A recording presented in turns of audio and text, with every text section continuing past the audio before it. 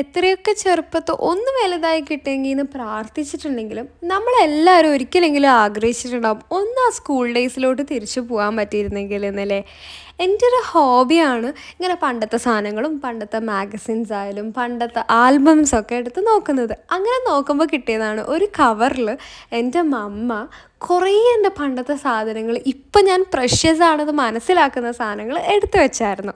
എൻ്റെ LKG തൊട്ടുള്ള colouring book, rhymes, diary, എൻ്റെ ഫ്രണ്ട്സ് എനിക്ക് തന്ന ബർത്ത്ഡേ കാർഡ്സൊക്കെ ഇപ്പോൾ ഉണ്ടോയെന്ന് എനിക്കറിയില്ല. ഇപ്പോൾ എല്ലാവരും ഇൻസ്റ്റാഗ്രാം വഴിയാണല്ലോ വിഷ് ചെയ്യുന്നതെല്ലാം. എൻ്റെ ക്വസ്റ്റ്യൻ പേപ്പേഴ്സ്, ടെസ്റ്റ് പേപ്പേഴ്സ്, ഇതൊക്കെ ചിലതെല്ലാം ഞാനും എടുത്തു വെച്ചതാണ്. ഇതെല്ലാം കാണുമ്പോൾ ഒരു വല്ലാത്ത ഫീലിംഗ് ആയിരുന്നു ഇത്രയും വർഷങ്ങൾക്ക് ശേഷം.